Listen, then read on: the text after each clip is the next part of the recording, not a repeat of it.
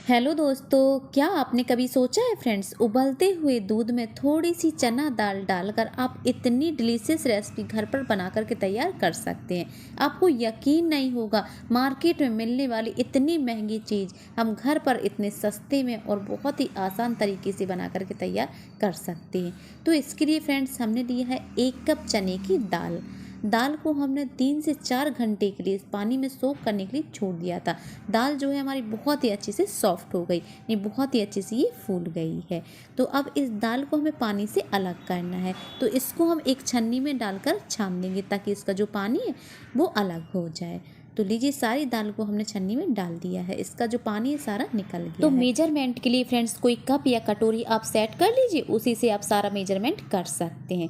तो इस दाल को फ्रेंड्स हम निकालेंगे कटोरी में, यानी हमने 1 कटोरी दाल डाली थी फूलने के लिए। फूलने के बाद ये डबल हो गई, यानी 1 कटोरी दाल डाली थी तो ये फूलने के बाद 2 कटोरी हो गई है।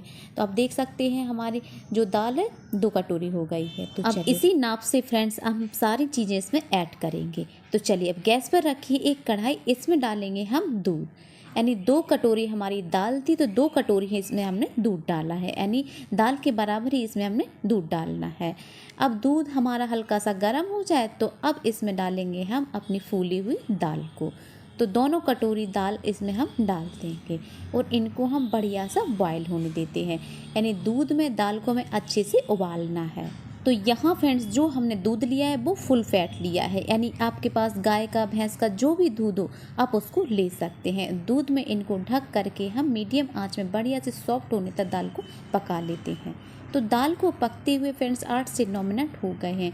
जो हमारी दाल है बहुत ही अच्छे से सॉफ्ट हो गई और आप देख सकते हैं इसमें जो दूध है वो भी सूख गया है। अब देख सकते हैं जो दाल है बहुत ही अच्छे से गल गई, यानी बहुत ही अच्छे से ये सॉफ्ट हो गई है।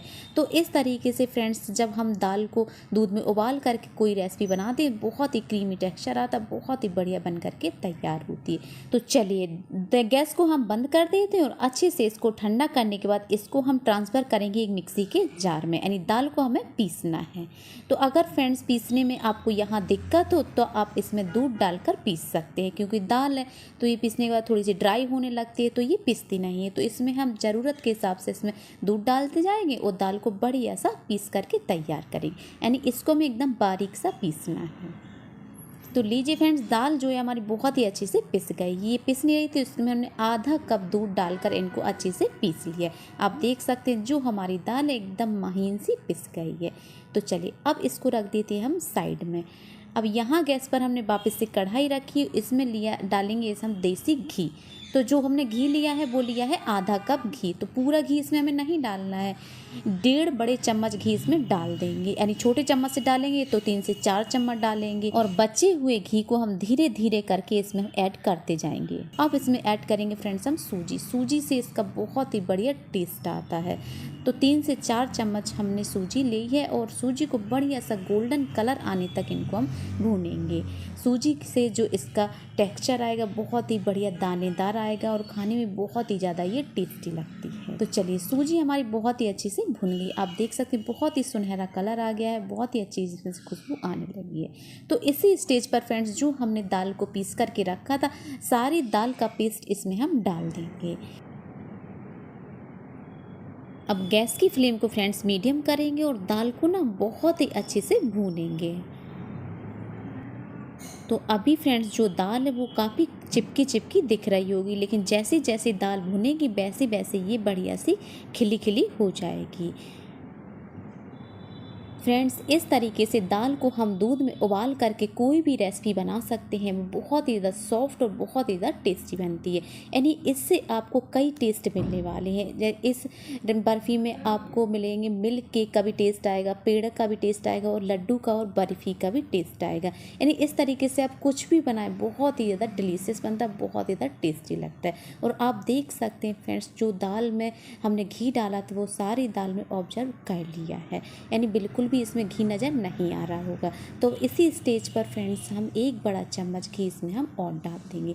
तो इसी तरीके से हम बीच बीच में घी डालते जाएंगे और दाल को अच्छे से भूनते जाएंगे। तो कभी कभी ऐसा होता है फ्रेंड्स, जब हम दाल की बर्फ़ी वगैरह बनाते हैं तो बहुत ज़्यादा हार्ड हो जाती है, यानी बहुत ज़्यादा वो कड़क हो जाती है। लेकिन इस तरीके से जब हम दाल की बर्फ़ी बनाएंगे ना, तो इसको आप 10 से 15 दिन भी रखेंगे ना, तब भी ये इसी तरीके से मॉइस्ट और सॉफ्ट रहेगी, बिल्कुल भी ख़राब नहीं होती और खाने में बहुत ज़्यादा टेस्टी लगती है। लेकिन इसको भूनने में थोड़ा सी मेहनत लगती है, यानी चलाते चलाते आपके हाथ भी दुख जाएंगे। लेकिन जब इसको हम स्लो आंच में, हल्की हल्की आंच में जब इसको भूनेंगे तो जो दाल है बहुत ही बढ़िया भुनेगी और इसका जो टेस्ट है बहुत ही बढ़िया आएगा। तो इसी तरीके से हल्की आंच में इसको लगातार चलाते हुए बढ़िया से दाल को भून लेते हैं। और हाँ फ्रेंड्स, एक बात मैं आपको और बता देती हूँ, यहाँ हम बना रहे हैं नॉन स्टिक कढ़ाई में। अगर आपके पास नॉन स्टिक कढ़ाई है तो बहुत बढ़िया है, ये बिल्कुल भी नहीं चिपकेगा। और अगर आपके पास नॉन स्टिक कढ़ाई नहीं है तो इसमें आपको थोड़ी सी और मेहनत करनी पड़ेगी, यानी जो दाल है सादा कढ़ाई में थोड़ी सी चिपकती है, लेकिन जब इसको हम नॉन स्टिक बर्तन बनाते हैं तो ये बिल्कुल भी चिपकती नहीं और जो इसका वेस्टेज है वो बिल्कुल नहीं होता, बहुत ही आसानी से भुन जाती है। तो अभी फ्रेंड्स आपको लग रहा होगा जो हमारी दाल है वो भुन गई, लेकिन दाल हमारी अभी भुनी नहीं है, दाल को हमें और भूनना है, यानी दाल का एकदम दानेदार टेक्सचर नहीं आ जाए जब तक इसको हमें भूनना है। तो चलिए दाल को हम अच्छे से भून लेते हैं। दाल को भूनते हुए फ्रेंड्स 12 से 13 मिनट हो गए हैं। आप देख सकते हैं दाल का कलर चेंज हो गया है और बहुत ही अच्छी इसमें से खुशबू आने लगी है, एकदम दानेदार इसका जो टेक्सचर वो आ गया है। और आप किनारे में देख रहे होंगे इसने घी भी छोड़ना स्टार्ट कर दिया है, यानी जो दाल है हमारी बहुत ही अच्छे से भुन गई है। तो इसी स्टेज तक हमें दाल को भूनना है। जब इस स्टेज पर दाल अच्छे से भुन जाए तब इसमें ऐड करेंगे हम चीनी। तो जितनी हमने दाल ली थी, यानी 1 कप हमने दाल ली थी तो 1 कप ही भरकर डालेंगे इसमें चीनी।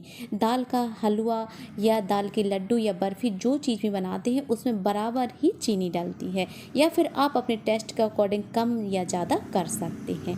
तो चीनी को डाल दिया और गैस की फ्लेम को एकदम से लो कर दिया है। लो आंच में इन चीनी को हम अच्छे से मेल्ट होने देते हैं। तो इस तरीके से फ्रेंड्स अगर आप दाल की बर्फ़ी बना लेंगे ना तो बार बार आप इसी तरीके से बनाना पसंद करेंगे। इससे आसान तरीका आपने कहीं भी नहीं देखा होगा, बहुत ही आसान तरीके से बहुत ही टेस्टी बन करके तैयार होती है।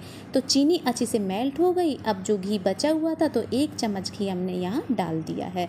वैसे तो ट्रेडिशनल तरीके से अगर आप दाल की बर्फ़ी या दाल का हलवा वगैरह बनाते हैं तो उसमें बराबर ही घी जाता है, यानी जितनी हमने दाल ली है उतनी ही हम डाल लेते हैं उसमें घी। लेकिन इस तरीके से बहुत ही कम घी में बहुत ही ज़्यादा टेस्टी हमारे हलवा या फिर बर्फ़ी बन करके तैयार होती है। तो चलिए फ्लेवर के लिए इसमें हमने ऐड किया है फ्रेंड्स इलायची पाउडर। अच्छे से इसको मिला दिया है और इसको हम इस तरीके से चेक कर लेंगे। तो इस तरीके से हम इसकी बॉल्स बना करके देखेंगे, ये हाथों में बिल्कुल भी नहीं चिपक रहा है, तो इसका मतलब जो हमारा दाल का मिक्स है वो एकदम बढ़िया से बन करके तैयार हो गया। चलिए गैस को हम बंद कर देते हैं और यहाँ एक हमने ली है मिठाई वाली ट्रे को हम घी से थोड़ा सा ग्रीस कर लेंगे। इससे बहुत ही आसानी से हमारी जो बर्फ़ी है वो निकल आएगी। अब यहाँ फ्रेंड्स हमने लिए हैं बारीक कटे हुए काजू और बारीक कटे हुए लिए हैं पिस्ता। तो इस तरीके से काजू और पिस्ते की कतरन को हम डाल देंगे। अब इसके ऊपर हम दाल के मिक्सचर को डाल देंगे ताकि इसके जो हमने ड्राई फ्रूट की कतरन डाली है वो बहुत ही अच्छे से चिपक जाए और अच्छे से इसको हम सेट कर देते हैं। तो अभी फ्रेंड्स आ रहा है रक्षाबंधन, तो रक्षाबंधन पे आप इस तरीके से टेस्टी मिठाई बना सकते हैं, बहुत ही कम खर्चे में, बिल्कुल सस्ते में। और वैसे आप बनाएंगे तो इसमें बहुत ज़्यादा घी लगता है, इस तरीके से बनाएंगे बहुत ही कम घी में बहुत ही कम खर्चे में बन करके तैयार हो जाती है। चलिए इसको सेट करने के बाद इसको हम 1 घंटे के लिए छोड़ दिया था, जो हमारी मिठाई है बहुत ही अच्छे से सेट हो गई। तो चलिए इसको हम चॉपिंग बोर्ड पे निकाल लेते हैं।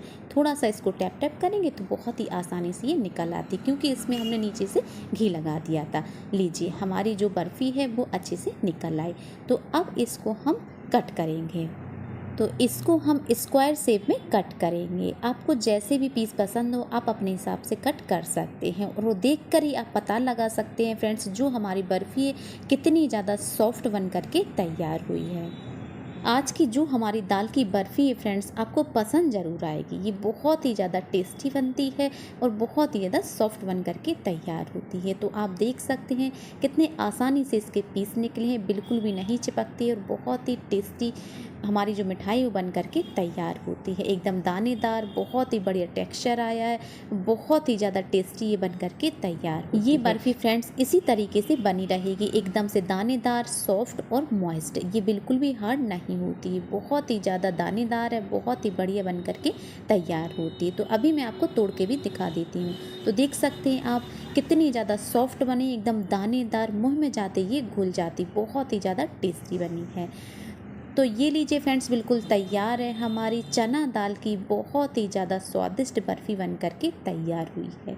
एक बात की तो मैं आपको गारंटी देती हूँ, आज की जो हमारी दाल की बर्फ़ी है वो आपको पसंद ज़रूर आएगी। पसंद आए तो वीडियो को लाइक करें, अपने फ्रेंड्स और रिश्तेदारों में शेयर करें और चैनल को सब्सक्राइब करना ना भूलें। आप इस बर्फ़ी का टेक्सचर देख सकते हैं, बहुत ही बढ़िया दानेदार और बहुत ही बढ़िया सॉफ्ट और बहुत ही मॉइस्ट हमारी जो बर्फ़ी वो बन कर के तैयार हुई है। तो आप भी इनको फ्रेंड्स एक बार ज़रूर ट्राई करिएगा, आपको ये बहुत पसंद आएगी। तो फिर मिलते हैं इसी तरीके की नई रेसिपी के साथ, जब तक के लिए बाय बाय।